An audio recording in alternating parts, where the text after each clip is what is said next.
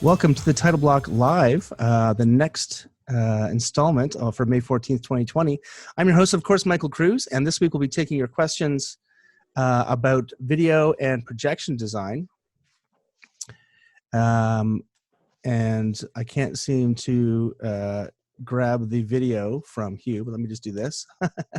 Make sure you don't miss out on our next episode by clicking subscribe. And I want to point everyone to thetitleBlock.com, where you can find interviews and as well as linked show notes to several of the guests that we've interviewed on the podcast and on Title Block Live. And let me introduce now tonight's remarkable guests. First, Hugh Conacher is a lighting and multimedia designer and a photographer whose practice is based in live performance. Hugh lives and works on Treaty 1 territory, also known as Winnipeg. He's collaborated with choreographers, directors, visual artists, and dance and theater companies throughout Canada and around the world in venues large and small. Hugh, welcome to the Title Block Live. Thank you. Nice to be here. Thanks. Awesome. Cameron Fraser is a multidisciplinary artist and designer from Vancouver, working in dance, theater, circus, which I hope he will tell us all about, and opera. Cameron, welcome to the Title Block Live. Thank you very much for having me, and I'm happy to talk about as much circus as you would like to. Fantastic. Erin Grube is an artist working professionally as a visual storyteller. She collaborates with directors, builders, performers, and technicians to bring experiences to audiences across Canada. She's committed to combining the powers of visual communication and the passion and emotion of live performance. Erin, welcome to the Title Block Live. Hi, thanks so much for having me, everybody. Jamie Nesbitt, who's not here right now but will be joining us soon, is a Vancouver-based projection designer and has worked across Canada, including the Shaw and Stratford festivals, with great choreographers like Crystal Pite. We spoke to Jamie on episode 49 of the Title Block. He'll join us when he is able later in tonight's broadcast. And I've erased someone's name. Who did I forget? Oh, I think it's Sean Nieuwenhuis. Yes. Sean Nieuwenhuis is a video and projection designer and producer based in Vancouver who has worked nationally and internationally in theater, opera, and special events.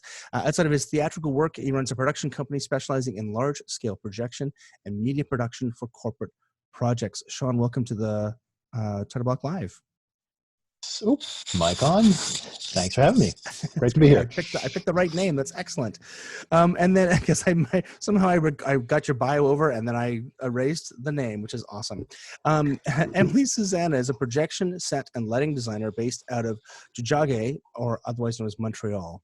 They are the co-founder of Potato Cakes Digital, a production design and digital arts collective whose mandate orbits around the integration of technology into traditional art forms and the exploration of how visual art can help facilitate the telling of a story. In the before times, they worked nationally, though now they create elaborate in-house installations for their cats, which I think is fantastic. Emily, welcome to the Title Block Live. Thanks. Happy to be here. Fantastic. Did I pronounce your last name correctly? You did, surprisingly. No one usually gets it right the first time. I'm so happy. It's the first time I've ever said it out loud, so that's great. Welcome, everyone. And now I'm going to throw it to Conor Moore, who's a Vancouver-based set, lighting, and projection designer. Conor, you may begin the interrogation. Thank you very much, Michael. And thank you to all the panelists being here tonight. And thank you to everybody watching on YouTube Live. For everyone on YouTube Live, if you have any questions for the panelists, submit them in the chat and Michael will shoot them over to us. So I'm going to ask the first question to each person in turn, just so we get voices identified for the podcast feed. But then after that first question, we'll just do a laid back free-for-all and I'll have a nice relaxed conversation.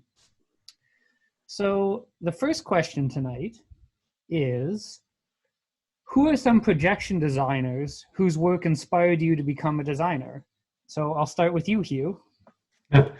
Well, Joseph Svoboda, of course, being the, yes, Joseph Svoboda. But my interest in projection design actually stemmed from lighting dance, because that's what my background is. And so I was, even back in the 80s, I was playing with slide projectors as a different kind of way to light dancers from different directions, and that's sort of how it developed. But Svoboda for sure. Amazing, thank you for that. Sean, who are some projection designers whose work inspired you to become a designer? I saw this question and went, oh crap. And, and thinking about it the last little moment, so I'm getting this thing fired up, was the stuff that really piqued my interest were the concerts and such, big spectacles that I saw when I was a teen. And I don't know who ultimately were the designers themselves. It was Mark Fisher was the scenic design, the show designer for the big Pink Floyd stuff and U2, and seeing video wall tools being integrated into sets in really weird ways, and also traditional media still being part of it. There was a moment in one of the Floyd tours where they basically had this gigantic overhead projector that was covering a 200-foot stage, and at the end of one song they took an acetate and scribbled over it with a Sharpie marker, and it was just such a really such a cool thing to see done visually. And beyond that, sort of in work that's done more recently, in the same way, I don't really know who the individuals are, but the work of Lepage, the Studio Ex Machina, and I think that speaks a bit to the idea how much of design for video is a team effort. That there's a lot of people that are part of that process. So anyway, that's my starting words. Do we have a bunch of? I'm getting a bunch of audio scrumbling, like the mic. Is that anybody? No. I can hear it, but I wasn't moving. Okay. All right. I'll just go on, Connor. After we're done this, we can unmute everybody. But there's like somebody was doing one of this forever. Anyways, go on, please. Thank you for that, Sean. Moving on to you, Emily. Who are some projection designers whose work inspired you to become a designer? Yeah, that's a really hard one. In part because I feel like really early on in the point of inspiration to do something as a career, there's like so many influences and so little saved brain space for who they were. But definitely in university, studying things like Italian futurism and looking at like Piscator and really, really like early experiments where things were like really bold and raw and often quite related to storytelling, which is a lot of like my personal interest in projection design. I'm come to it from a very like dramaturgical perspective. So yeah, like also lots of little like going to little installations, non-theater based visual art forms that then you see and you're like, oh cool, how could I bring that into the theatrical world? Amazing, thank you for that. Cam, coming to you next. Who are some projection designers whose work inspired you? Well, I kind of came into the design world from a circus background. Like that's kind of what I started in. And so that very heavily shaped, I think, my aesthetic and what I like to see. And then as a child, I was always into like animated content, like Beast Wars and Reboot and those kind of like early animation or digital animation projects. And really it wasn't until I took some time off for the Olympics and came back to Vancouver to do a show and took some classes at Emily Carr, learning animation and things like that, that really, I guess, showed me that I could put those things together and do it as a career. Like projection design, it wasn't a separate thought for me. Like it kind of fell into the, oh, I'm a performer, so those are the things that other people do area. But once I started learning about them, they really started to marry a lot of the interests that I have together. And so once I went, like really, I think working with Jamie Nesbitt at the start of my career really inspired me to do this because I think he's got a good aesthetic eye, and he helped me level up my own skills and was the first person that I actually could talk to about projection design because I didn't know any other designers in town. So yeah, I think it was a combination of my experience in the circus and then the passions that I had as a child, and then kind of new discoveries as I was finishing university that kind of steered me into this discipline and this adventure. Awesome. Thank you for that. And Jamie, thank you for joining us, showing up. Oh, sure. It shows up just as I'm complimenting him. Just to Wonderful. share nice things about you. I'm just going through one by one and asking this first question, so I'll go to Erin, then I'll come to you next. Okay. Erin, who are some projection designers whose work inspired you to become a designer? Yeah, it's a great question. I don't know, my answer might be a little bit less like clever and intelligent than my colleagues.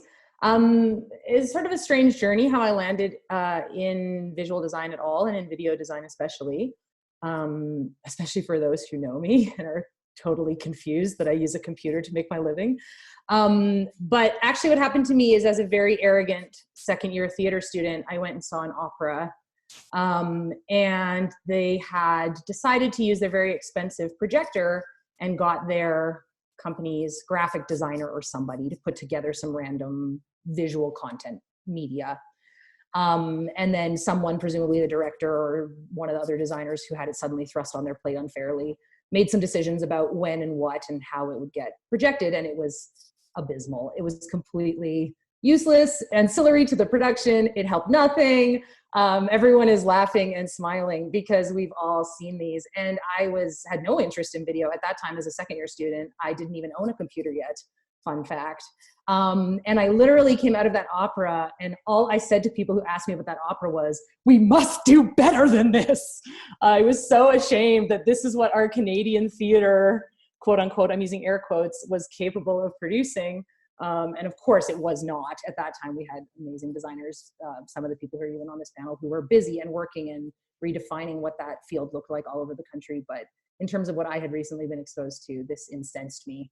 And so I became, that was sort of a spark that smoldered for a long time. And eventually, as I got more skills and developed as a designer, near the end of my training, it really ignited. And then I was actually really, really lucky in my first 18 months out of school. I did have the opportunity of assisting Sean at Stratford and learning a lot of the fundamental skills that weren't available in my schooling at the time. So yeah, but essentially it all came from visual storytelling, from this concept of, as Emily pointed out, dramaturgy and storytelling, and this idea that this is a tool we're meant to be using to tell a story, and not just like some fancy fun gear, which is essentially what I witnessed in this opera. Like, they had an expensive projector, so they thought we better use it. That wasn't enough for me, and I think for everyone on this panel, that's not enough. And we're kind of out in the world proving that.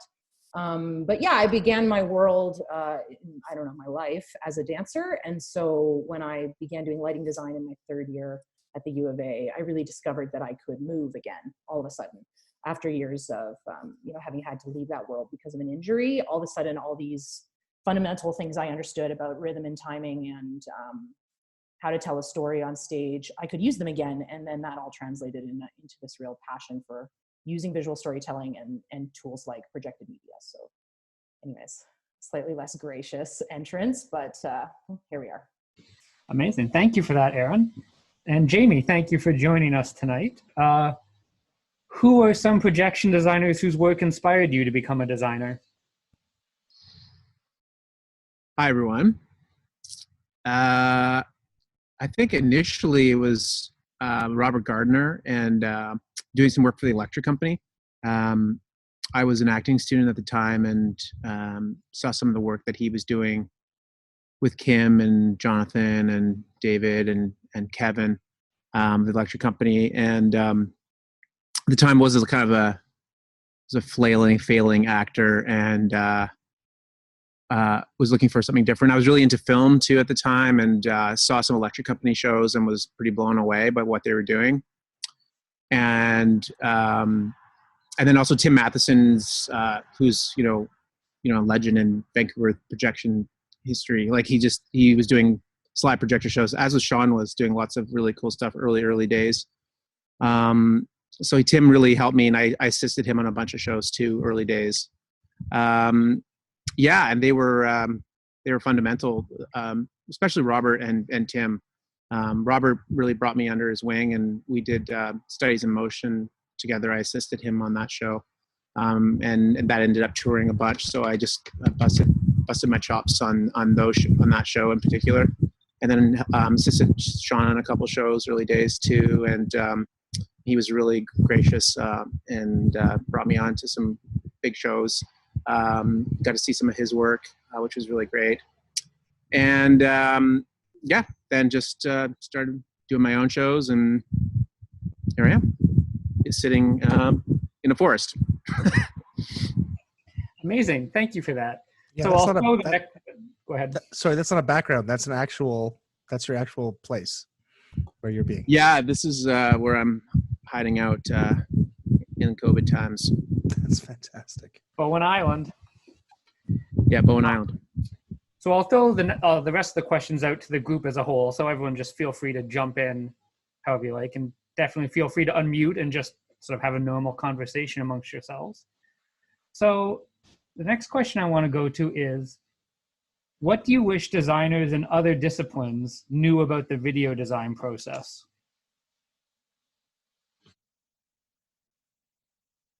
I'll jump in on that one. So really early in my video design life, I started a small collective with two colleagues called the Show Stages Video Collective.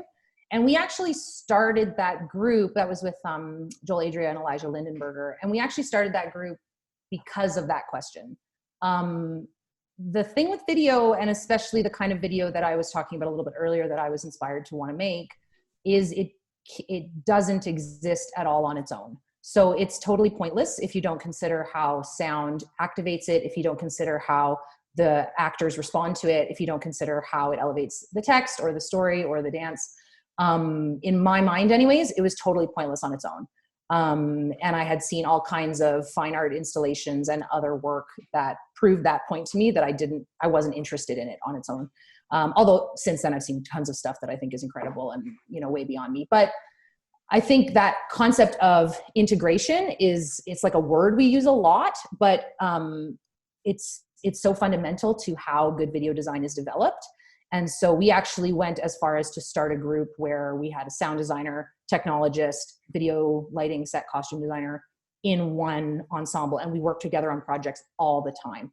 And that kind of collaborative rigor is what really allowed us to establish a concept for how these things could be used without having to expand tech time, without having to, add resources to the plates of small, especially at that time, we're working with very small independent theater companies. So essentially it's this idea that if you want video design, this is going to be a team effort. It really isn't going to be something that like, oh, the projection designer's in charge and I never have to think about that. And I think a lot of set designers that I've worked with who kind of brought me in because they said, oh, I have a video design concept, so let's get a video designer so I don't have to deal with it. And there's had to be a lot of education in that, and not in a bad way. Like I've had designers who I love and admire who've said to me, like, I really don't want to deal with this. And I totally respect their perspective. So it just becomes a bit about education of, well, it can't really function at all if we aren't all a part of it, and if we aren't all using it. And I think an argument can be made that that is true of all the elements, but I think that we have become a bit siloized in terms of how we function as designers for the sake of self-preservation and managing to get through the 10 shows a season we need to do or more to make a living. And when it comes to doing really excellent video work, I really believe that that doesn't really function. And so finding a way within the context of how we all work and how we survive our lives, but still managing to put in that extra collaborative effort together as designers, not solely relying on the director to relay all that information, becomes a huge part for me of what I've seen work on the shows that have worked. I don't know. Yeah, for sure. Like I would argue that any design needs to be treated almost as an actor in a piece.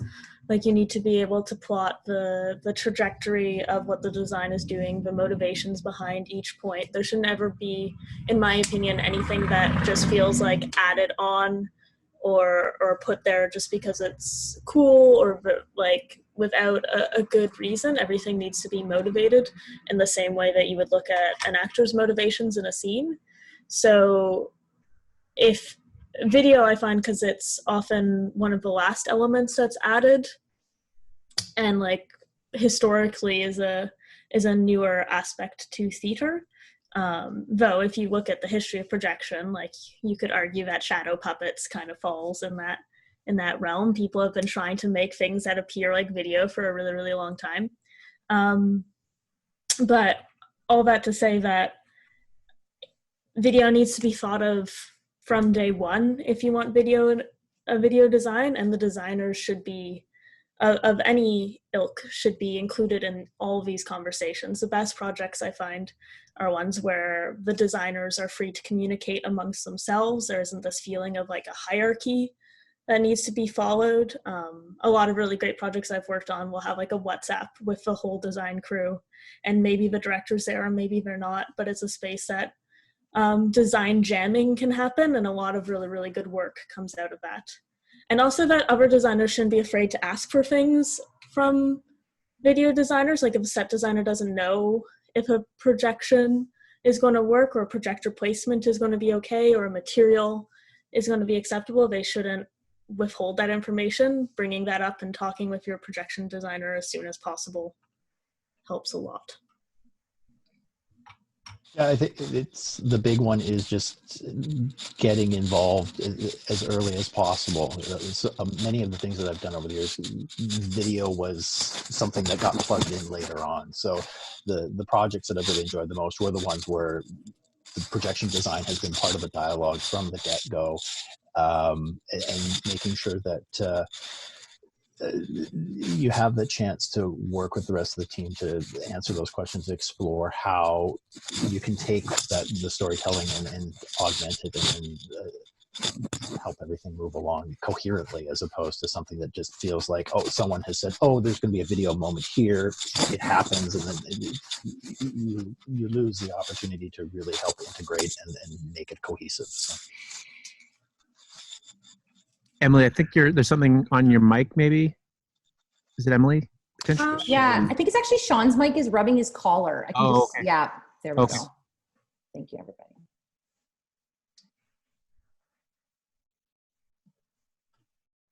I appreciate what Emily was saying about the video needing to be treated like a character in the storytelling of the play. I think that's super, super important.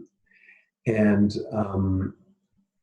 in some ways, more so than any of the other design disciplines, I've often been in situations where I'm lighting and doing the video design for a piece. And as much work as that is, I actually really enjoy it, because then I don't have to deal with a lighting designer, because I am the lighting designer. And so it makes my job as a video designer easier. It also makes my job as a lighting designer easier as well. I wish that that video and lighting designers actually would be brought in much closer to the beginning of the creative process. In fact, in some cases, I work a lot in dance, so I'm often involved in new creations that don't have scripts. But this also applies to plays, that if we as designers were brought in right at the get-go from the conceptual thinking and talking about a piece, then everything that we do could be more integrated and not just be slapped on top at the last moment, which is something I personally don't do, or I try to avoid. Yeah, I think it's incumbent on us to ask for that. When we sign our contract, sometimes, like someone mentioned, it does happen late, and it happens too often than I'd like it to. But if you do get contracted earlier, like everyone else, I think it's incumbent on us to, ask the director to collaborate and ask the set designer to collaborate. And I find generally people are really willing to collaborate. I don't think it's an issue of people not wanting to, or people wanting to hold tight to their concept. I think if one, asks to collaborate, then generally people are receptive to that request. So I think it's just more on us to go out and make it happen. Because I think for me, that's like the best part, like where there's no budget is involved yet. And it's all in dreams and thoughts. And so I really enjoy that process. I couldn't imagine doing a show without it now. So Mm-hmm. I agree. Yeah, the ideation phase, like that's what we're all doing it for. Yeah, I think if we set up that expectation. Actually, come to think of it, this COVID thing, like maybe it's great. We could just dream up shows. Yeah, It's totally. all conceptual. Yeah, just the fun part only. Yeah, I just did the most amazing design right now. It was incredible. Yeah. I always ask to be involved with the designers right from the get-go with the company that engages me. And so I make it a part of my contract, essentially. So, and not just with designers, but with everybody, with the entire creative team. makes it more fun for me too. Well, I find in that in the not like a non-script based creative process, that helps so drastically. Like circus is not a scripted process at all. It's very ethereal, and like it's about what works in the room and how it works in the room. And so in a lot of the circus creative projects that I've worked on a design side, it's very collaborative and everybody is working together, and often we'll be leaning over to each other and you're saying, you know, like how might this work? Or we're really shaping the direction of the creative process as a team, so that every element is integrated in that way that doesn't feel like it's been slapped on after the fact. And don't get me wrong, that certainly happens sometimes when time is short and shows are many, but yeah, that idea of working together as a team right from the get-go, I think speaks to the time that it takes for us to actually develop a video design that works and that isn't just slapped on, right? Like the time of creating the content itself is a large commitment for us. And so being able to do that in a room with other people that are creating on the same project, so that your discoveries can be shared with them and their discoveries can be shared with you, goes a long way to producing that gold standard of work. And the kind of underpinning point that we're all making here is the relationships, right? So it's so interesting because on a first production with a new director, if I've never done a show with Hugh before and suddenly we're doing one together, even if we have the exact same philosophy, until we actually develop a relationship with one another and with each other's creative process, we're not necessarily going to get there. And I think that was something that I was so grateful I learned with the Show Stages Collective is, in the first 2 years, even though we were working together all the time, we still didn't really get it. And then once I'd figured that out, it was like, okay, so how can I fast track these relationships when I'm developing with new designers, when I'm working with new directors? And how can I figure out how far we're going to get? How close are we actually going to get? And so based on how either close or far together, far apart we are, then you can sort of set the standard for like, okay, well, this is what we can achieve on this project. Because I think what we all, sort of the undertone of all of this is at the end of the day, we're all just a very small group of people putting together something extraordinary. That's what all theater kind of works out to be. And how those relationships evolve and how you maintain them becomes a little bit the sort of the height of the bar that you can achieve in a lot of ways. So. Yeah, I find like those relationships typically in situations where video designers aren't brought in at the beginning, at least in my experience, is I'm finding as the creative process is coming to an end, those relationships are developed to the point where we're comfortable to make those risky suggestions or, and so having the opportunity to develop those relationships far sooner so that once we are in the room, there's not that same, not anxiety, but apprehension of sharing because you're not sure the idea is trusted or right, or, those apprehensions that are there. There's nothing better than on first day of preview where you're like, we finally figured it out. Great, just in time to never see each other again. Exactly. I want to delve a little more deeply into something that both Hugh and Cameron touched on a little bit, which is how is the video design process different for non-text based work like dance and circus? Hugh, do you want to shoot first? I've got a complaining bird sitting beside me. Sure. It's an interesting question. I'm not quite sure. My brain doesn't work any differently. So I do, however, find that when I'm doing work in the dance world, it tends to be interactive. So I tend to take the movement that the dancers are creating on the stage and ingest it somehow into my computer and then spit it out as some sort of an image or an environment or some sort of thing that tracks them or whatever it is that I'm doing with it. And so in that way, the technique is different, but I don't think that my thought process into how that happens. And actually, as I'm thinking about it, I mean, of course, it's a completely different technique. It's a completely different way of thinking about it. But it doesn't come out of my brain any differently somehow. I'm not quite sure what that means. Maybe Cameron, you can do better. I'm sorry, I missed that last part. That's okay. So what am I doing better then? Oh, okay. When it comes to non-script-based work, like, I don't know. I find a lot in circus, I'm giving a place or a contextual tie. Like it's more environmentally based, and like the through line of the journey that the characters are taking is more visually represented, because there isn't that vocal acknowledgement of passage of time or space or any of those sorts of things. So a lot of the content that I'm generating is in the circus world is more informative in terms of fleshing out the storyline, and more so I would say in theater, where it's more supporting narrative. In circus, it's kind of, at least in my experience in circus, it's kind of directing the through line of a show, or how that story progresses visually, because costumes help and hair and music help, but hair and makeup and music help, but there's not that direct placement that we get in a script where you have a spoken line about where they are, the time of day, or the, you know, there's those language references to time and place that we get in theater or opera that we don't necessarily get in dance or circus. So you're creating environments, you're creating spaces, you're creating that visual language that kind of carries the through line for a project. Did I do better, Hugh? I don't know. Like, I think we sort of said the same thing. Yeah, it's like video. I don't know. I feel video is different for circus than it is for theater, because it is itself like Emily was saying, it's a character, but it's a character that people don't recognize. Like often I'm struggling. Often the feedback I get is it's too distracting, because I'm working with kids, right? And so the focus has to stay on what the kids are doing. It can't be distracting. Not that it's too distracting. It can't be distracting. It can't pull focus. It can't, which is like a tenet of video design. Like a good video design is a good lighting design. You don't notice it. It just happens, right?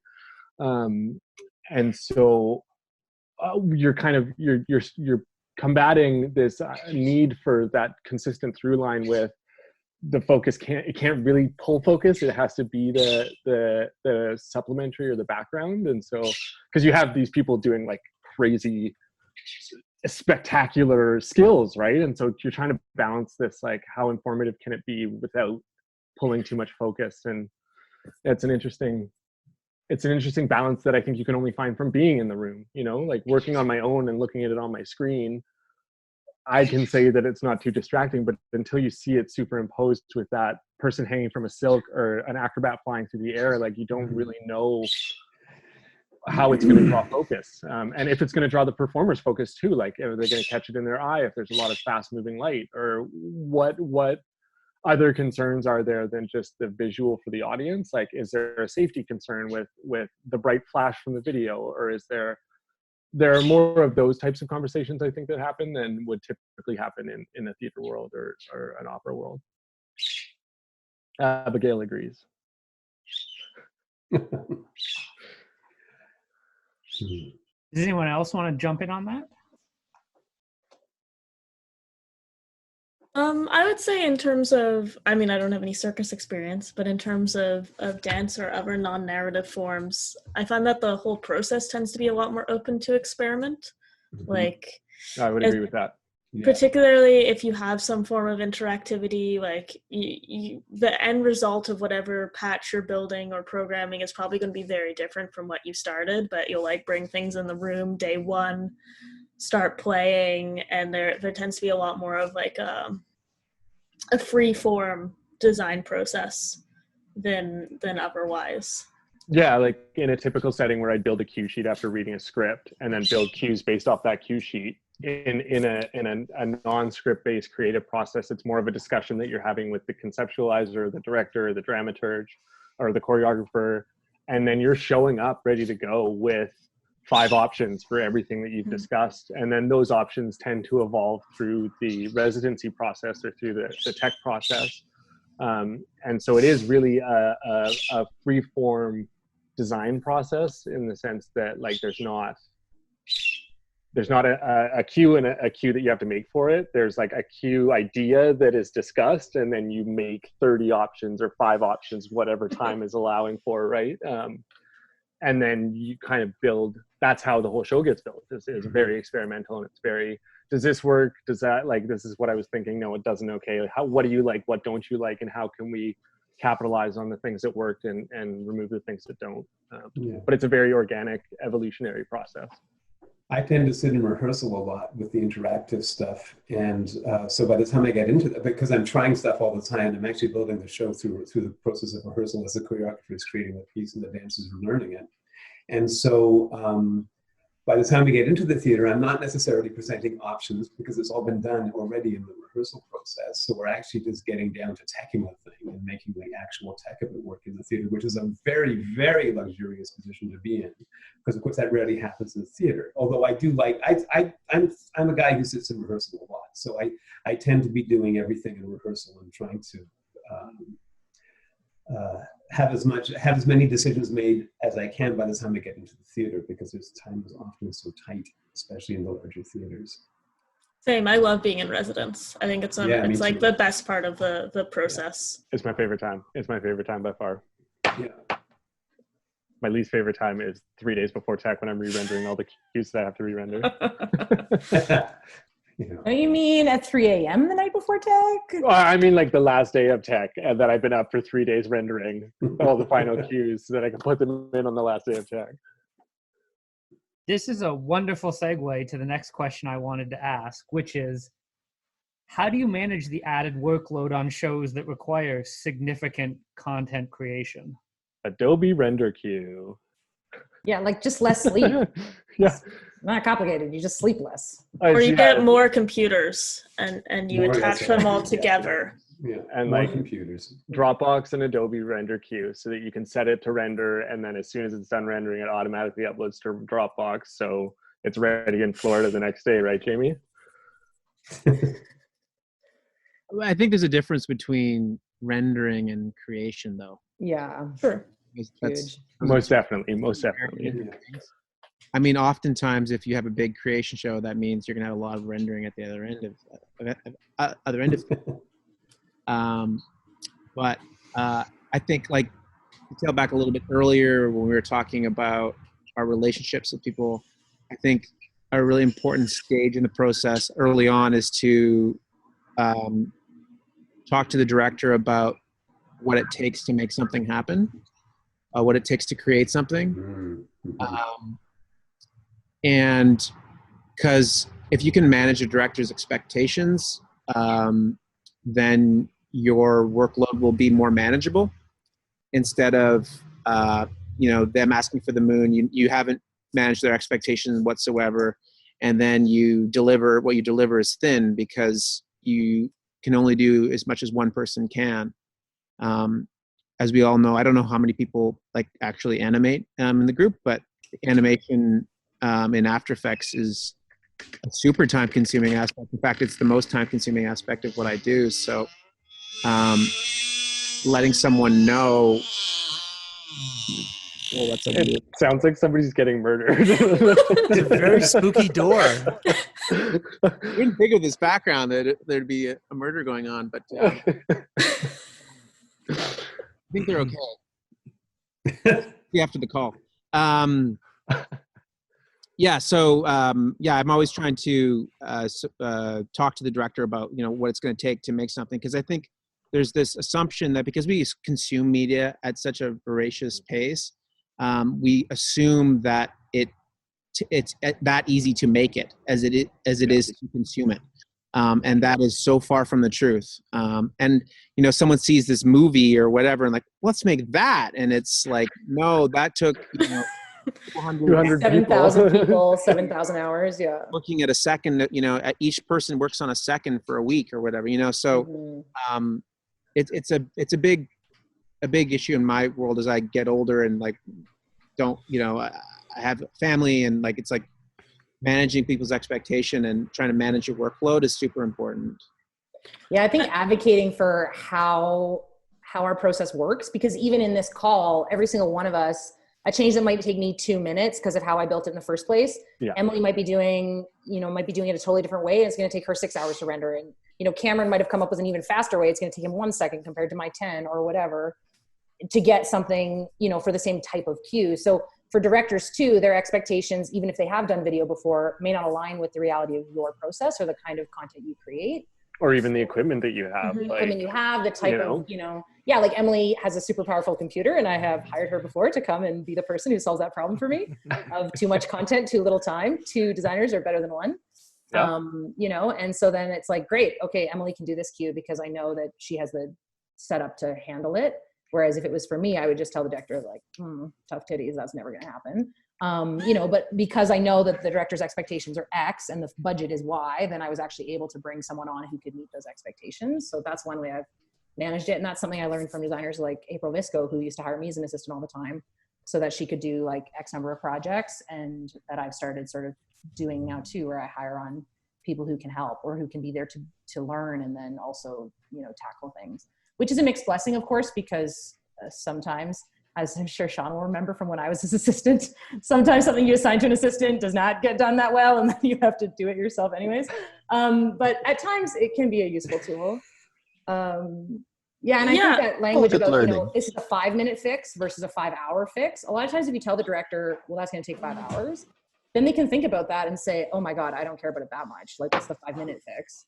Or they'll say, yeah, this is the number 1 thing that came out of tech for me today. We have to fix it. And then it's, so that, I think you're really right there, Jamie. You struck it on the head, just developing that language with your director. And if you don't do it early enough, then you really pay in terms of being able to produce something that's really good in the end.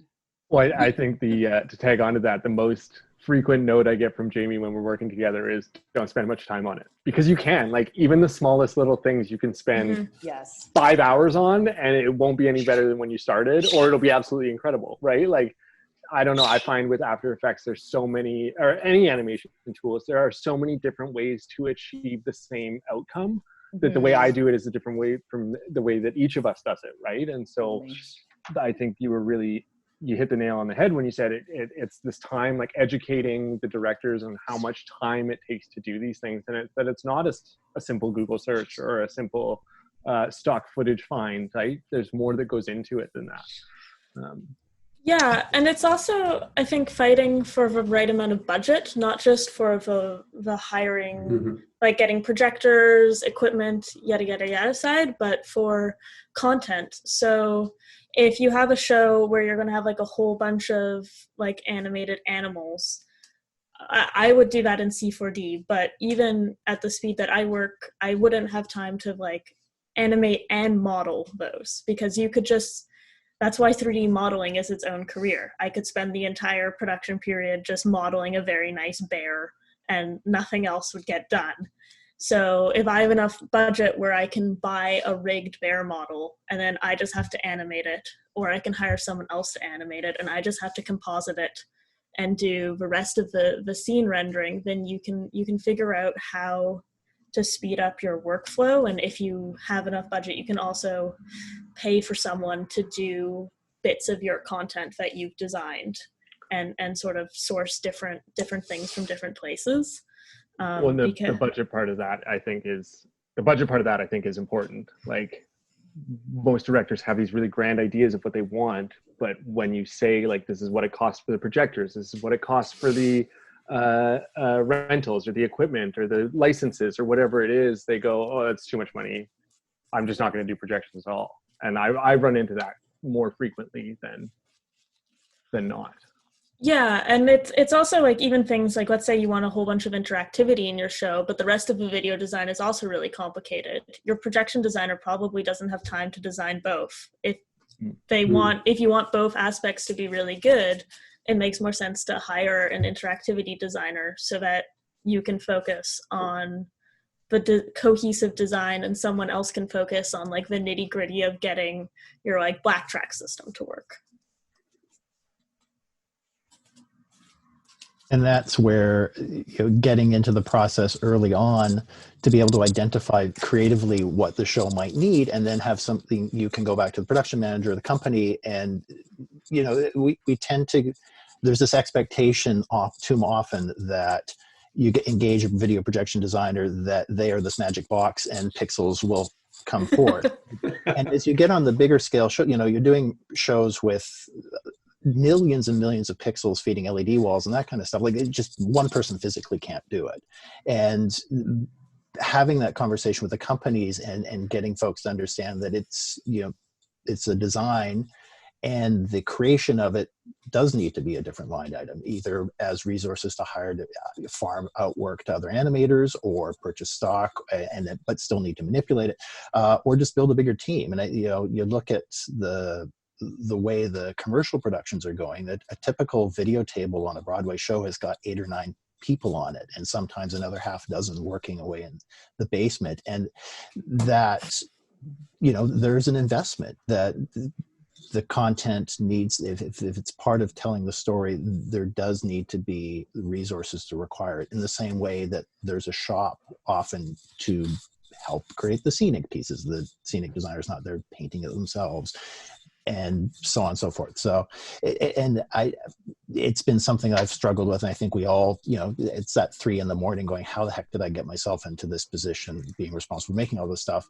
So being able to, again, open the door to that conversation. And I think as time goes on, for companies to expect that it's something that needs to be invested, if it really is going to be an successful part of the show, be it, again, gear, resources, staffing, however it manifests for the particular production, because every show has a different way of flowing for this. But that's my rant. Yeah, I think another really important component that we haven't touched on specifically yet is this concept of visual styles in video design. So I've worked on a number of projects with directors where, you know, I sort of present myself and my work, maybe they've seen something by me, and then partway through the process, they'll begin asking for things. And I think to myself, who do they, like, what designer are they talking to? You know, because just because I can do, like, say, great visual compositry doesn't necessarily mean I'm a comic illustrator, which doesn't necessarily mean that I am a graphic animator, which doesn't necessarily mean. So this idea, all the way back to my earlier story about the opera with the graphic designer who put together the video material, you know, there's all these different kinds of visual media styles which can be presented with a projector. So unlike a light, which you can turn it on and you can, like, gel that light, it's always going to be, you know, it's always going to be a Fresnel, or it's always going to be a Leica. You can kind of disguise it in the same way we are these kind of pixel hammers, and we have our own styles, and it's always going to influence the work we do. So I'm not suddenly going to be able to produce a video design that looks like, you know, something out of a comic book. But if that's the style, I could hire an illustrator to draw panels for me, and then I could animate those panels or whatever. So there's so many different ways that we can augment our style or build on our skill set. But at the end of the day, we are still artists, and we still have our own thumbprint that we're going to be putting on the work we're doing. And so investigating, you know, how can you communicate about things like that, about visual style early on, and then not get yourself into a situation where they're asking for something from you that no matter how much time you had, you couldn't deliver, because it's really just not your thing. And I think that in the last 3 years of my career, I've gotten a little more tuned into that. And I've been able to say really early on with some projects, you know, you actually need to call Amelia, or you actually need to talk to Elijah, because I'm really not the right person. I'm not the right tool. I'm not the right pixel hammer for this particular nail. And sort of becoming, like, developing humility in that area and understanding what you do really well and what you're just going to hate and you're never going to actually give them what they need. You know, and some people are more flexible than others too. I think it's interesting just to give it a historical perspective that when video started being incorporated into theater, not from like the big corporate show or just doing IMAG on a large show, but actually being incorporated into the art, very often it was video artists who were used to working independently, and they would be hired on because the director or the company liked their taste and thought they would serve the production, or they could incorporate well, and then but they weren't used to collaborating, and they weren't used to figuring out working on the scale, for example, of a huge thing instead of a small gallery show. And so it is kind of remarkable that in the last probably 15 years, as the technology's gotten better, this role of projection designer has peeled away from set and lighting and become its own thing. And I think we really, it sounds like everyone's accepting that, but the budgets probably haven't changed. At the same time, you have this inverse kind of cone of budgets shrinking while this whole new department has happened. So you guys are in a real kind of bind that way somehow. So I like the way of thinking about it differently like that, and hiring the right person to do the right show, to do the right do the right job. Well, I want to jump on this cinematographer part of that. That, you know, projection designers are projection designers and cinematographers are cinematographers, and the two can meet, but if they're a cinematographer that doesn't work in theater, it's very unlikely that they have the skills to implement that sort of design, like that sort of projection design ideas. And in my recent history, I've noticed that, like, if projection designers can also work as consultants. So if you want that, if you like that cinematographer style or their content or whatever it is, hire them, but also hire a projection designer so they can help implement the show into a playable, controllable, consistently reproduced event, right? Like, there's a couple projects that I've been brought on to with cinematographers where they've been pulling their hair out because they don't know how to cue a show, or they don't know how to talk to a stage manager, and those sorts of things. So bringing on a projection designer, when you bring on that cinematographer, can help be that bridge from the film world to the theater world, where we can facilitate those conversations with directors and designers and stage managers in language that they know and understand. And then we can translate that theater language to the cinematographer into language that they understand, and makes the whole process go a lot easier, rather than trying to bring in a projection designer at crunch time because your cinematographer isn't fulfilling the things that they thought they would be able to fulfill. Well, and the timelines, right? The timelines are completely different. So that's what I've always run into with non-theater content creators, is that, you know, even people who normally work for print media, which would be like the next fastest, maybe deadlines, right? Yeah, like the concept that the deadline is firm is alien. So we become these kind of translators. And I think as good theater designers, we're already doing that because we already know how to translate. You know, we speak one language for the shop, we speak one language for the director, we speak a different language for the production manager, we speak a different language for the stage manager. So it's if we see that as our responsibility, like getting it to the stage in the most elegant, efficient way possible with all the humans involved feeling pretty good about themselves, you know, that's already a whole job aside from then content creating, system design, advising on gear. Like, it just, you know, and everyone has a different specialty. Well, and that's often what I end up saying. Like, I can either liaise for you or I can design for you, but I can't do both. And or I can do like these 3 jobs, but these 6 other ones we have to farm out. Well, but once I'm in the room as a consultant, I can't generate content for you because it's not my show. So I'm not acting as a designer then. And so understanding that, like, there are roles we take on in the production, and sometimes it's content creation, sometimes it's designer where you do everything, but sometimes it's not. And understanding what those roles are and what our responsibilities are in those roles, so that we're not stepping on other designers' toes. We're we're fulfilling our commitments to the production, but we're still also protecting our work and our intellectual property and our time. You know, if I'm not hired to animate, I'm not going to animate for you because you're not paying me for that. And I think helps us be really nimble as entrepreneurs and professionals as well, because I don't know how often I love getting a call when I'm having, like, you know, I just finished a gig and I'm not in residency for a few weeks. Someone calls me, is like, can you do 3 days of content creation for me? I'm like, great. Yes, please. That sounds great. I don't have to think about anything. You're just going to say, make it purple, and I do that. Love it. And for the record, like, I'm always open for content creation. Oh yeah. Especially if it's remote, I'm happy to do it.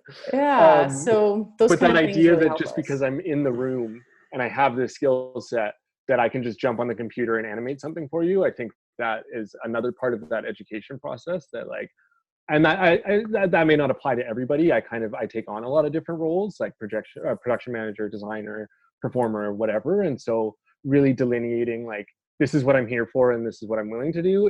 If you want those other things, I'm able to do them, but they require another conversation, and it's not just something that I'm going to do because I can.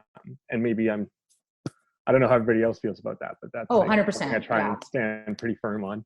Yeah, no, hand me another contract and then and I'll do whatever you want, right? Put it in writing and let's dance. We have a good question from Cheng Yan in the YouTube chat that I'm going to paraphrase, which is, conceptually, how do you create content for a 3D space on a flat 2D computer screen? Sorry, to clarify, how do you generate 3D? Like, how do you think about creating 3D content when you're just working on a 2-dimensional screen? That's really changing. I mean, I assume Sean's doing a ton of 3D visualization stuff now. He might want to speak to that. I'm starting to do a bit more at Stratford.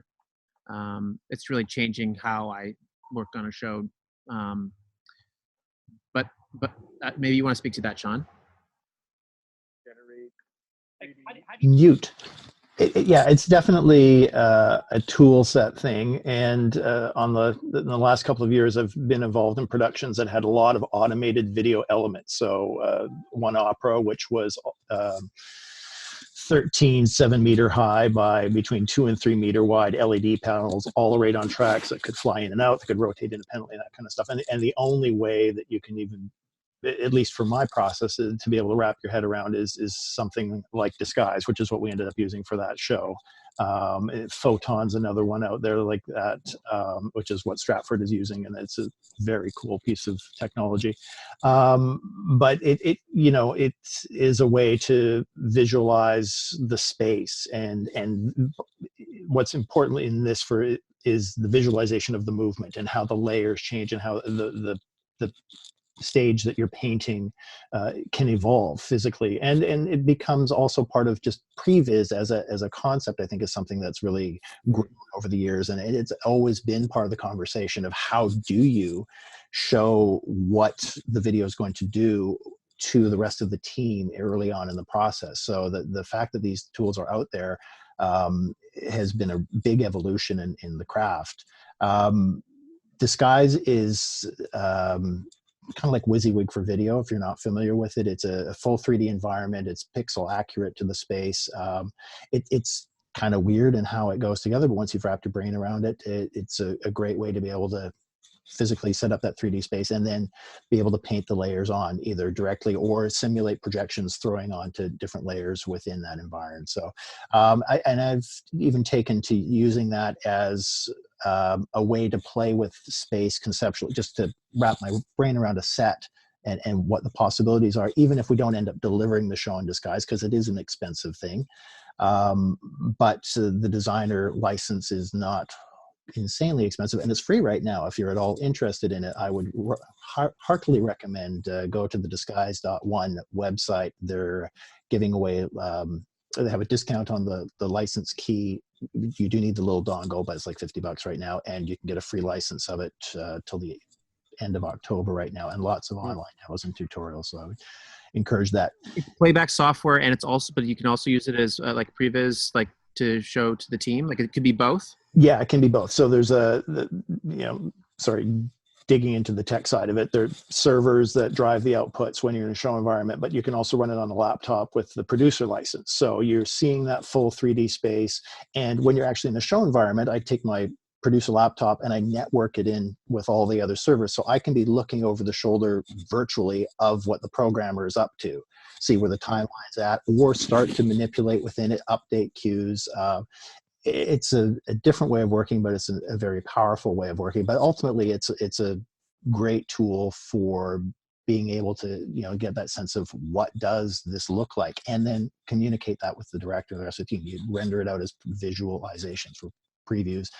On one show, ended up pretty much building all the automation moves. We had props of all the set pieces, and then the physical props and furniture and that kind of stuff animating on and off, and people coming in and out of the stage and all sorts of stuff like that. But as a way to discuss it with the group before we hit tech and got onto the stage, a very powerful tool. So, and there are other tools coming out all the time. Every time you look on the Facebook groups, there's some other nifty company that's making this server somewhere in Europe that's starting to get used. So as time goes on, I think it becomes much more accessible for everyone. Again, even if it's not the mechanism that you use to deliver the show, it's at least as a way to develop your content and to be able to visualize it and communicate it with the rest of the team. So. Yeah, I thought it'd be cool for Sean to say that, because Sean's working on like really large scale shows using like high end technology. And I think, however, the experience of like probably most people working with or in projection is that they don't have access to that. So there's like an entirely different process, I find, generally working on more on indie theater show than say working on a show at Stratford or a show on Broadway or a big opera show. And I think that the short answer is like, you can't really see a lot until you see it on stage. Yeah. And that's probably true with even the big technology shows to a certain extent, because there's something about being in the space and having the actors there and breathing and living it that changes things completely, even though you've seen it completely in a computer. So I think if you have the time in tech to work moments, great, because and if you don't, then I think it's also another way to like manage your own expectations of like what's possible. Because I think there's a certain amount of visualization that can't happen, on the 2D screen. There's ways you can work around it. You can do stuff. I've built, the set in After Effects and just did like a really crude version that way in 3D in After Effects. I've taken the pictures of the model and then put corner pinned stuff inside of After Effects on top of the model, done it that way. There's a big part of also, just to go back, a big part of being in the theater is also how video works with actual 3D objects and how it works with different materials, how it works with light, how it works with costumes, so like that's why there's so much of it that you can't do on a computer screen. So it's a bit of both. You have best intentions, and I think with experience, you can give an educated guess on like what it's going to feel and look like. Generally, you're close, but sometimes you're completely wrong, and that can be great. But yeah, I would say in terms of like conceptualizing, that's something that just sort of comes from like time and experience, in terms of like, I know where my projectors are going to be and what textile is going to be where and how I'm planning on wearing them. But if I want to show something to a director or other designers, I'll do all my previs in Cinema 4D, because I have a lot of control over textures and bump maps and lighting, and it's a tool that I'll use generally regardless of what design I'm doing. If I'm doing set or lighting or video, if I'm doing all three, it works even better because then I know all the elements. But because it allows such a nuance of control in terms of getting a look, it's also really good for when you're in your design process and you're trying to pitch like more feelings than necessarily strict images, because you can control like the amount of haze that appears in a light, and your little 3D people can be like in perfectly sculpted poses. And it takes a bit of time when you're first getting started, but once you have a fast workflow and a lot of blocks in your library, you can speed it up pretty fast. But also, because if you end up doing any UV mapping as part of your content delivery system, if you have an accurate model in C4D already, that can speed that up a lot, because then you just have to start snipping all your polygons to get a nice flat map. Yeah, and like never underestimate the power of the good old-fashioned lo-fi storyboard.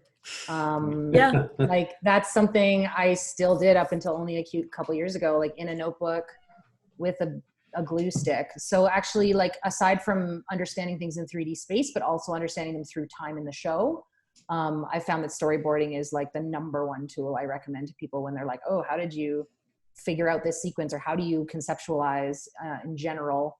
That still is the most powerful thing. And what I usually do now is, again, if you're already the set designer, you're like way ahead, because you already have all those files in your laptop and you're just like, oh, whatever, screenshot, blue here, red here, done, Photoshop.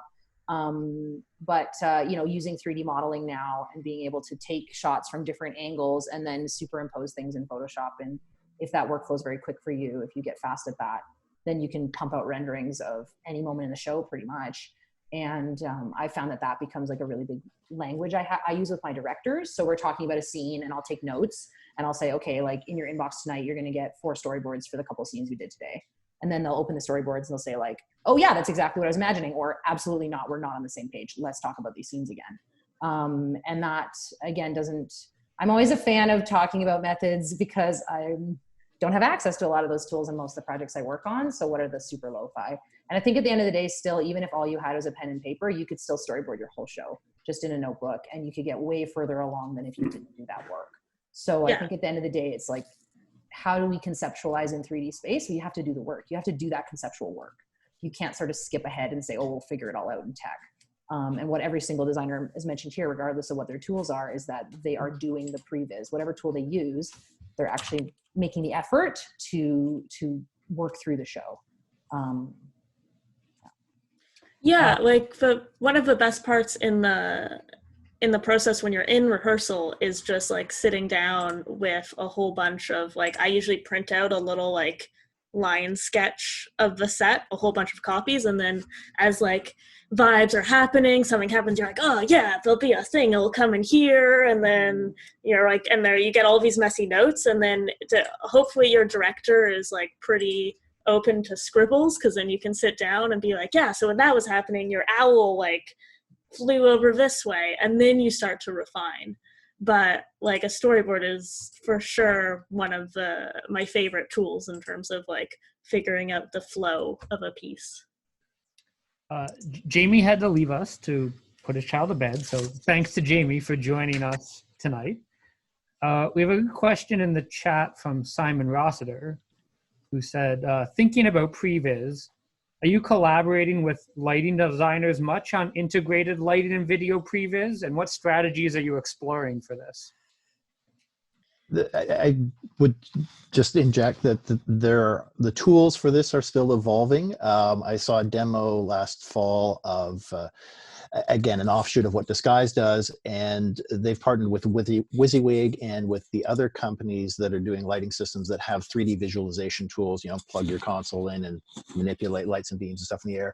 And they've basically created a language that allows you to connect these servers together and render out and composite all of this in real time. So lighting designer, video designer, server for each, and those two outputs are being piped and stacked up, and a bunch of jiggery pokery happens, and you get one unified thing, and you could be playing through the show in real time. It's definitely a big ass budget problem, but it's there. And with all of these digital tools, it starts here. It's how many years away are we from that trickling down and people coming up with better, faster, cheaper, cleverer ways of doing it so it's accessible to everyone. So it's there, but you still need the time to do that. I was involved with an opera company that everything was supposed to be about this being a digital pre-production kind of thing. And then it kind of backed off the last second. It didn't ultimately give the teams, the lighting, the different departments, the tools and the time to sit in that dark room and do all that work in advance of hitting the stage. So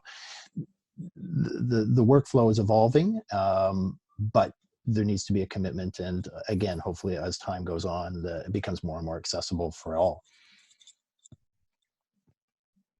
Yeah, and I mean, in terms of like a more low budget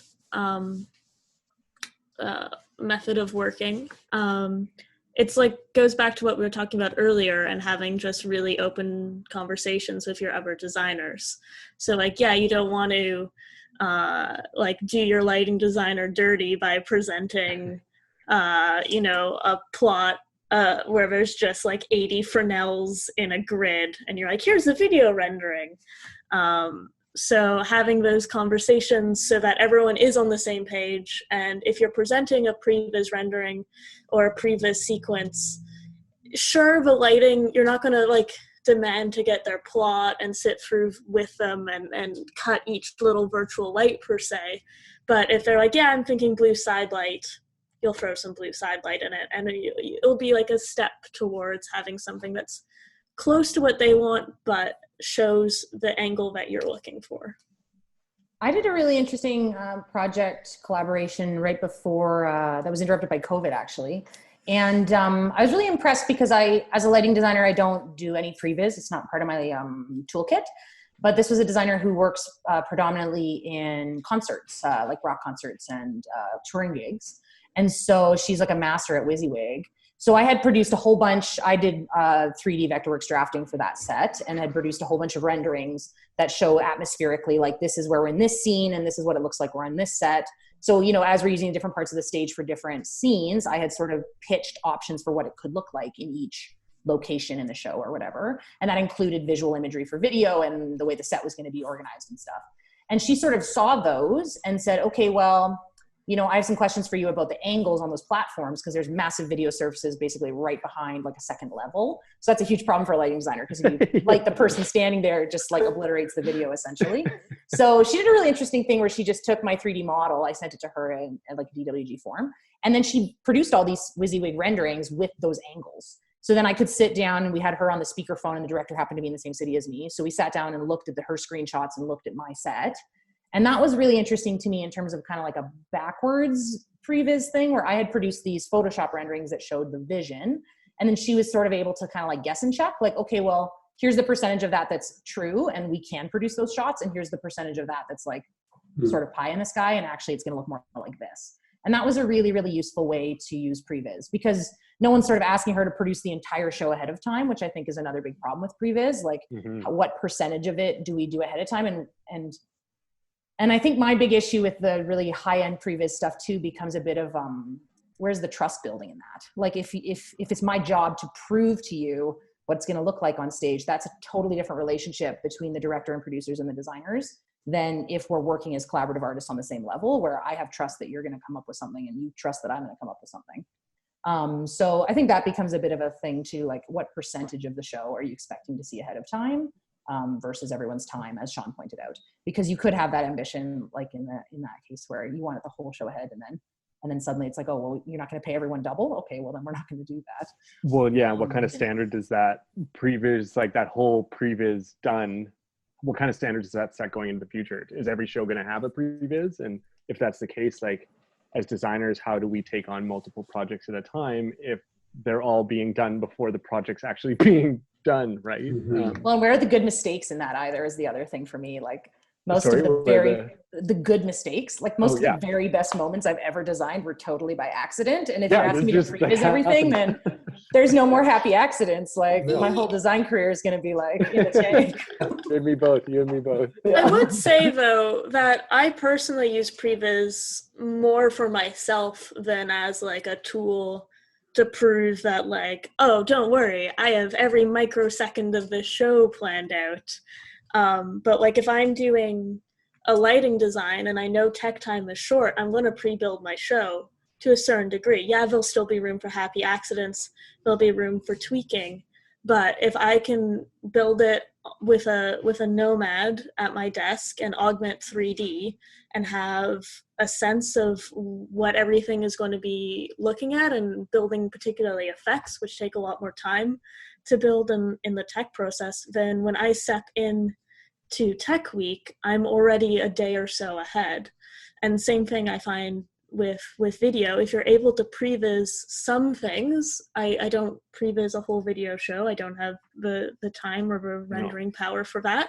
But if there's moments where I want to see how things are looking in relation to other elements, yeah, they're still going to change, but I can save myself a little bit of time when I have the time versus in Tech Week where I definitely don't. Oh yeah, no, there's some really powerful tools out there for sure. Yeah, Go ahead, Cameron. Go ahead. When it comes to previs, like I don't really do much of it. If there's like I'll lay over a maquette or a SketchUp or a Vectorworks model. If there's something that I'm not sure about how it's going to visually look in 3D space or how it's going to be composited, in real time. But in terms of visualizing the whole show, no, I have discussions, I have conversations, there's inspiration photos, but there's not necessarily a visualization before I've started working on the project. Like, or even in those early stages, it's more I'm taking in content that I want to be inspired by, or that I think is an aesthetic that I might want to work in. But it's really developing the language for myself, so that when I try and translate that idea to a stage or to a director or another designer, that I have the information that I need. But it's not necessarily like a pre-visualized, like we're doing James and the Giant Peach, this is how every visual is going to look, like here's the show. No, it's more like here's some inspiration that I'm thinking of, and here's some things that you've given me that we've played off of, but how did those marry together, and like what will the final outcome be? It's more suggestive, I guess, than stated, at least in my practice.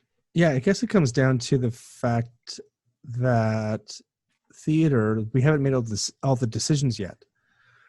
like Tech Week is not about putting a flat up and then doing the show. It's about, did that flat look right? Oh, is that lighting? Like all of those ideas haven't been fleshed out.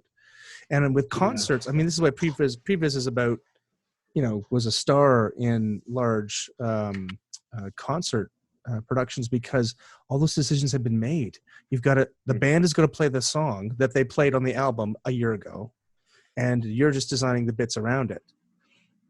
And the band's going to look at it and go, "No, I don't like that. I want that instead." Or the concert manager, or whatever, the touring manager, the production center. But ultimately those decisions are made way in advance. In theater and live events like that, they're not. They have to be made in the space. So previs is about allowing you to make better decisions faster and have 5 extra things in your back pocket that you can pull out when they don't work. When those decisions when the uncertainty collapses into an answer on stage. So that makes total sense.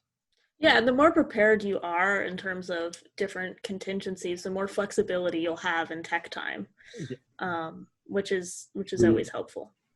And that, like, I always try and start with a director or designer, other people that I'm working with, that like, I'm not tied to any idea. I'll fight for it if I believe it's the right idea, and I will put 100% behind that idea. But if it's not right for the production, or if it's not right in the director's eyes, or it's conflicting in some way with the designer, another designer, that's all right. You drop it, you move on, you find another idea. And I know with myself, like, the longer I have to spend with an idea, the harder I'll fight for it. So if I do spend all that time doing previs on a show, like, I'm going to be way more stubborn than I already am, and I'm already too stubborn. So I was just going to say that previs can be a dangerous tool, because you can get yourself kind of committed or sort of fall in love with things that aren't ultimately right. And it's like, the computer's so perfect. Everything in the computer's so perfect. And life is not perfect. And reality is not perfect. Not at all. Oh man, I find the complete opposite. Like, if I have to design a set and build a physical maquette, and I've spent the time with the little bits of foam core, like, I'm way more attached to it, versus I could do like 30 previs models in the time that it takes me to build one maquette. And it's like, oh, you want to change it? That's fine. That wall goes there now. Easy peasy. That's like totally switched for me. We didn't at UVic, like, Alan refused to let us do digital drafting. So I had to learn how to do it all by hand. So like everything is done by hand. And so I'd rather not if I don't have to.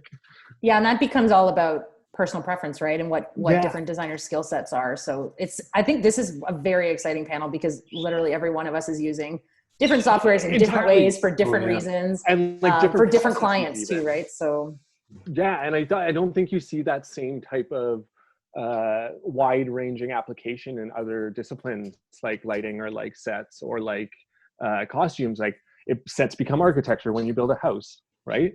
The definition of those disciplines changes when you put them in other places, but video design kind of melds and transitions between a lot of other arts, not just theater, like filmmaking and circus and dance, and we're kind of pulling all these disparate elements together in a really unique way. And that brings up what Jamie was talking about, was this idea of setting the expectations. So teaching people who you are in this context, what you're going to produce for them, how you're going to produce it, so that they understand. Because if someone's worked with Sean and then they suddenly work with me, they're going to be like, what?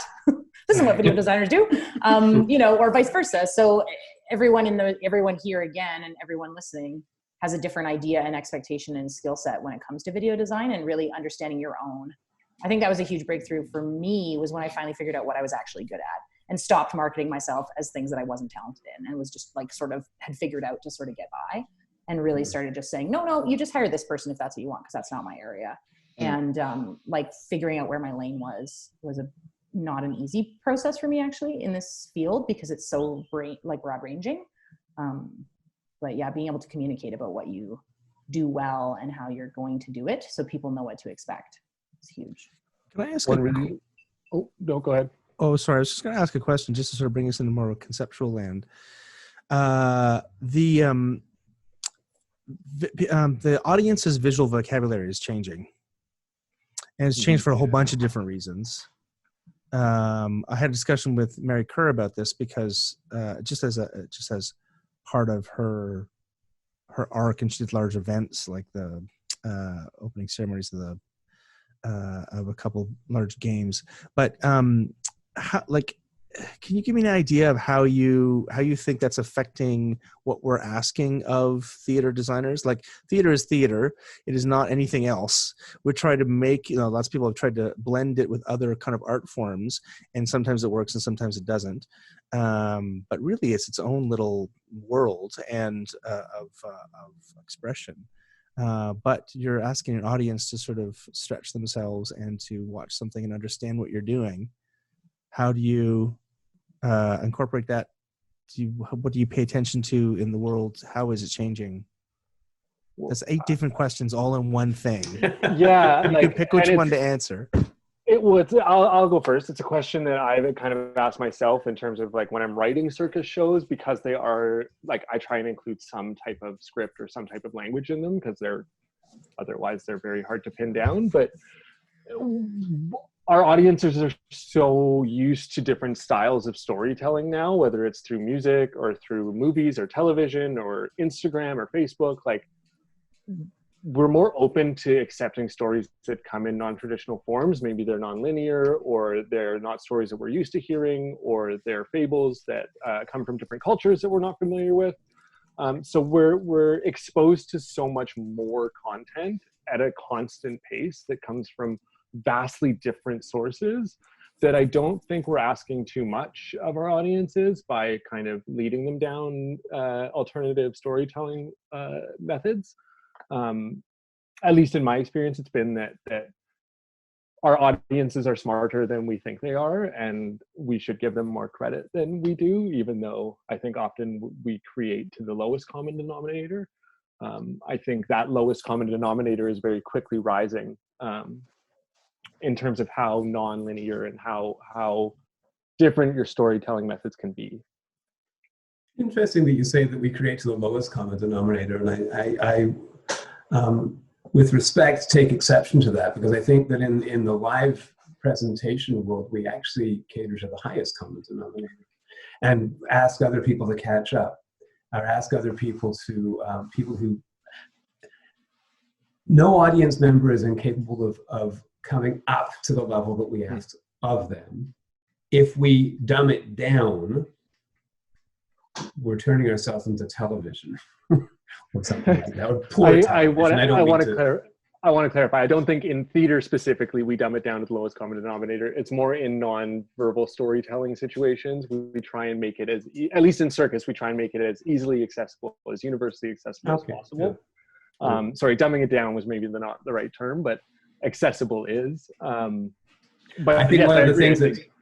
But sorry, I think one of the things that is great about theater, though, is that we ask people to step up to and try and do something that they're not used to doing. It's not really normal to walk into and sit down in a dark room and watch a bunch of strangers tell you a story, but it's an awesome experience if you're open-minded enough to let it happen.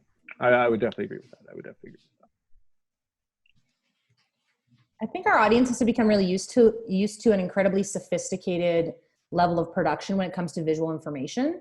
So even if you think about something like the kinds of websites that look dated, even websites from 2 years ago all of a sudden look like they were made in 1991. So like very quickly, people are very, very attuned to visual language in a way they didn't used to be.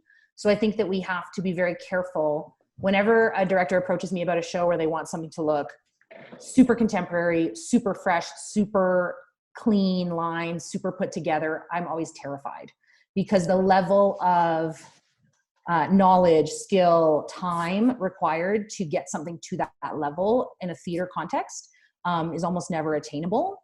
Whereas I worked with a director called Stefan Zabrowski, and he had this concept of the decay of light. So if you just make something a little bit dirty, a little bit tampered with, a little bit human, people are going to respond to it more easily, and they're going to be less distracted by it. If it's supposed to look like Facebook and it doesn't look exactly like Facebook, it will distract the audience. But if you make it look like a note somebody wrote to someone else on a piece of paper and you project it, then they recognize that as having a human hand in it. And so there's a level of forgiveness or a level of empathy or a level of engagement with that material that's going to be totally different than like a text message bubble that appears. Because if it doesn't look exactly like the text message bubble they've looked at 65,000 times that day, they're going to be like, oh, that looks crappy. So I think finding those ways in which visual language, if you don't get it exactly right, it can be incredibly jarring for people and take people out of something. So I'm always pushing for showing some people something they haven't seen before. Let's not try and recreate something. And then other designers I know have a totally different perspective on that. But to me, I think with the resources we have, we need to be incredibly attuned to how what we're making will either bring people into the story or make them feel like, oh, well, this is just a low budget, crappy. No, it doesn't look good. You never want someone walking away thinking that they just saw a PowerPoint, right? So Definitely not. It's like what I think, Cameron, you said it earlier, like really good video design, you don't even notice it. Like I always love the feedback of like, oh my God, how did that? I felt like I was in a dream, you know? Was like that a gobo or was that a video? Yeah, like you don't, the lines are totally blurred. Like that's always in my, in the work I've seen and the work that I've produced for myself has been more meaningful. So just being super aware that the visual language that we can understand now is super sophisticated. And we can interpret so much so quickly that we need to be really aware of that. We're getting close to the end here, and there's one final question that I want to get to, which is, do you think the COVID-19 quarantine and the prospect of socially distanced theater in the future is going to affect the process of how video design works? I think fundamentally the way all design and theater works is going to be changing until we have a vaccine or a treatment that works essentially. Like, I'm personally not comfortable meeting in groups larger than my immediate family for the foreseeable future, because I do have older parents that are at risk if they catch it. And there are so many ways that there are so many things we don't know about it, that until we have a concrete or a more concrete understanding of it, the way we do everything has to be reassessed. We were supposed to be doing a show last week at the circus school, and the last 3 months I've spent my time trying to figure out how we even get our setup, or how do we rig our equipment? Like, how do we bring people together to produce a show when you can't be close to each other? So yeah, I think it's fundamentally going to change. I don't know how it is, but I think it is across the board. I know this is a really pessimistic take, but I'm very curious to see what happens when we do get back up on our feet as a business. Yeah, as someone who I only do video and projection, and that is a discipline that is often, it's the cherry on top, or it's a little bit, and because so many companies right now are just struggling to survive and exist, and there's an expectation that not everyone's going to make it out of this. Not all the companies that exist right now are going to come back. Are we going to see a trend to the work that does get commissioned when things start to go up and up? Will there be fewer shows or fewer bigger shows with video versus the more traditional, if you will, ways of storytelling? And is there going to be a drop off? I hope that's not the case, but there's certainly a scenario where you could imagine production managed companies just going, come up with a different way to tell the story, because that's just one extra layer of technology and staff and people. So again, I hope it's not where we end up, but or will it perhaps become more important because the way that we tell the stories changes, and that the skills that the people who are in this panel and many people who are watching have actually become key to the telling of the story, instead of just being ancillary and then add on at the end. But then it's the question is it still theater, or are we filming? Very good question. Absolutely. Right. Yeah. I when I go to a theater show, and this is something as a designer, I'm sure we all struggle with, how do we make sure that our audience isn't watching a movie, right? Like even as transitional cues, how do you make that feel theatrical and in necessary to be there to watch, right? I agree. As soon as we start removing those live performers or shifting to video in times of not being able to meet, are we still making theater?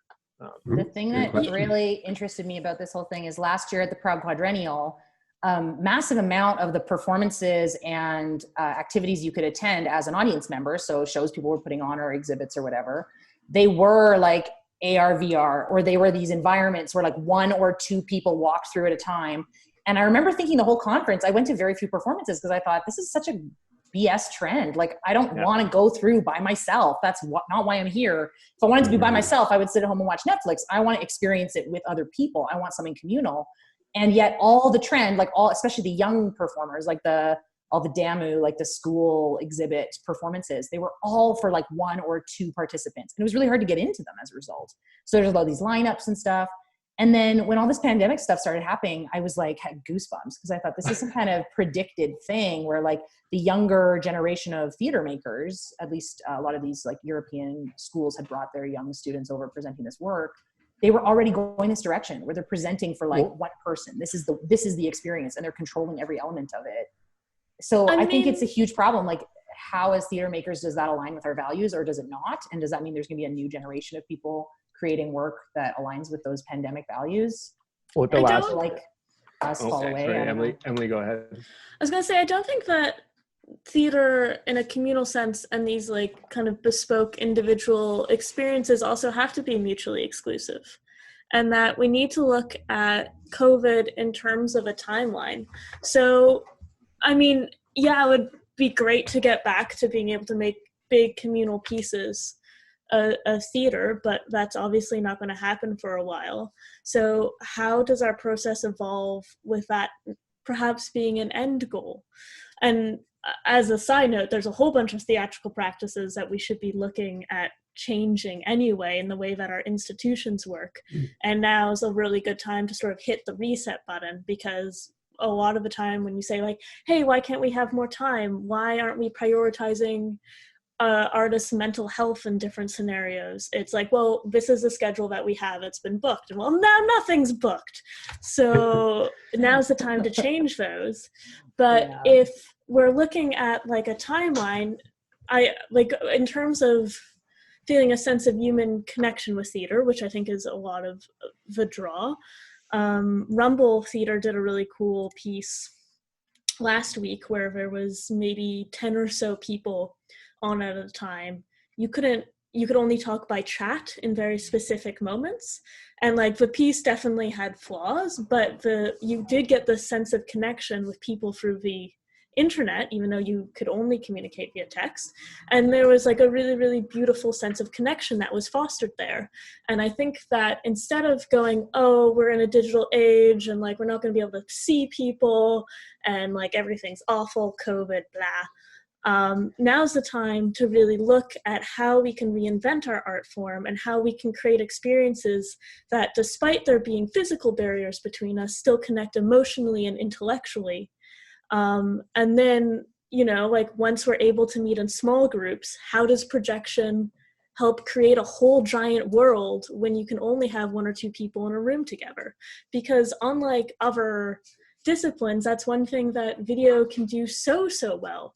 If you have someone in an AR environment or a VR environment, you can put them anywhere. And that doesn't mean that you have to exclude other people. You could have people all across the world wearing Vives connecting in the same virtual space. So I think it's more about shifting how we look at theater and how we can create new theater with these restrictions versus pushing against them and fighting against them. And one day, hopefully we'll have a vaccine and we'll all be able to meet in big spaces together, and that'll be great. But until then, there's like really only forwards.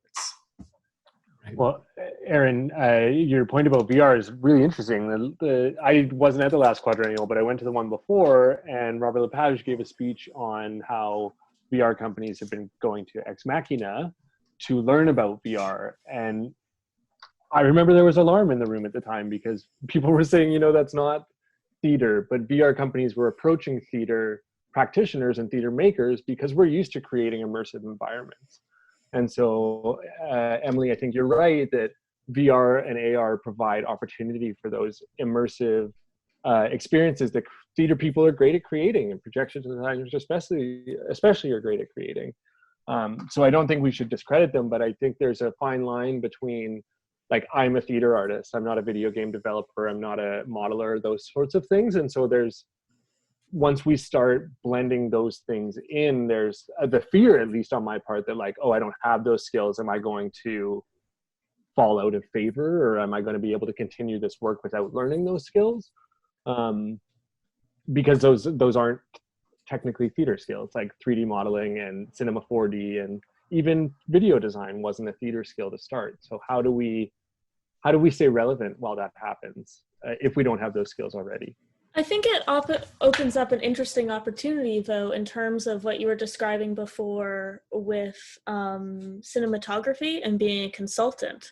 So if you have game devs who are like, oh, we want to create an experience where people feel really connected and really human, and it has a storyline, they don't necessarily have that experience either, you know, because that trade-off also happens, where just because you can model and develop a game doesn't mean that you can create human connection amongst your players. So I think that there's an opportunity to reach out to indie game companies and have a bit of rapport on how you could create an experience that you can help with the dramaturgical story side and they can help with the technological side, and finding relationships and like a symbiotic relationship there. Well, the last question would be, is like, video games cost millions of dollars. Theater does not have that kind of money. So how do we marry that? But it's coming fast, because you look at what's happening in the concert touring world and what's happening in the bigger commercial stuff, and there's tools like Notch and Unity, and we're very quickly getting to a time where video content is not going to be something that got built in After Effects. It's something that the environment got modeled, and in the theater you're manipulating what the server's doing, but you're doing it in real time. And it's scary on the idea of, gosh, there's this whole other skill set and stuff, all these tools that you got to keep learning, but hey, that's part of the fun.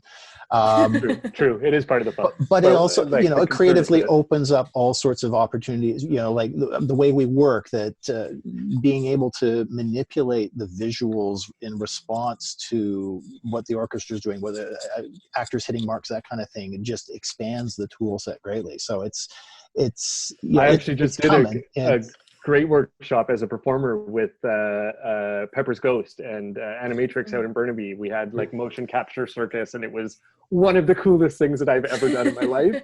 And like, I wasn't a video designer. I was there strictly as a performer. And I could see that is like, it's coming, it's the future, it's going to be here. But as a designer, like as a performer, I'm like, fuck yeah, that sounds awesome. But as a designer, I'm like, okay, I don't have those tools, but I want those tools.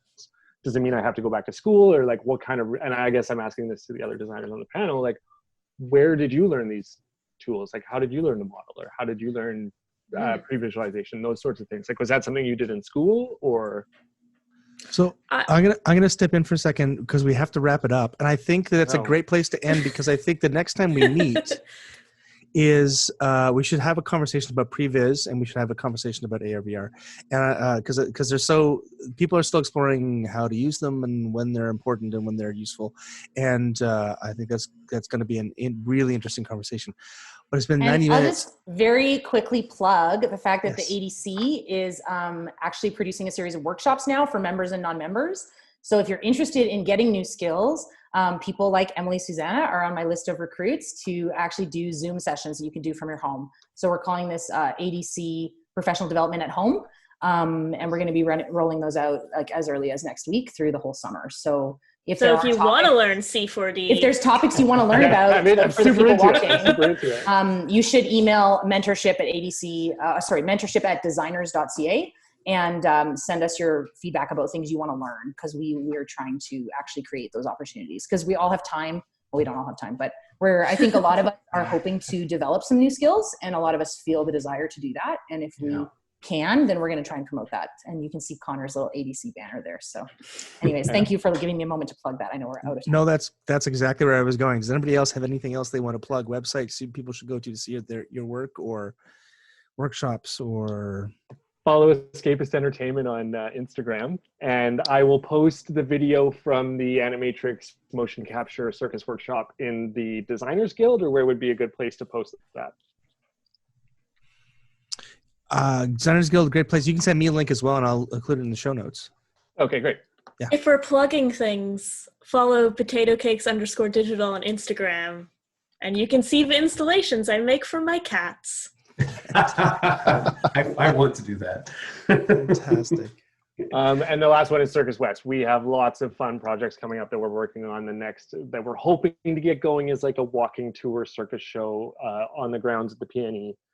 if you're in the Lower Mainland. So keep an eye out for that coming up. Not soon, but soonish.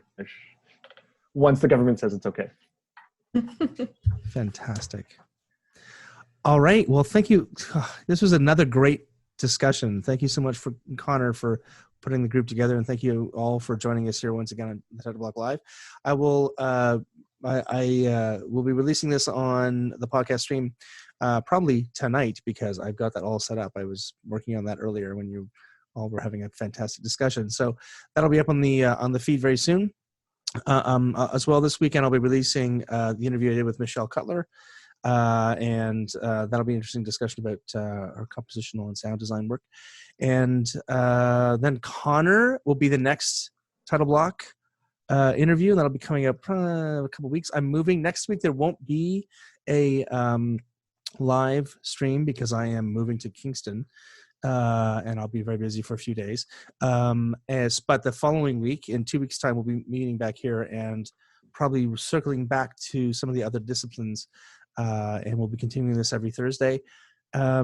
As long as there's interest and as long as we have access to such fantastic designers like you all. So thank you so much for joining us. And we'll see you next time on the Title Block. Thanks, everybody. Thank you. Thanks for hosting. Nice to see you. Bye, everybody. Goodbye. Bye-bye.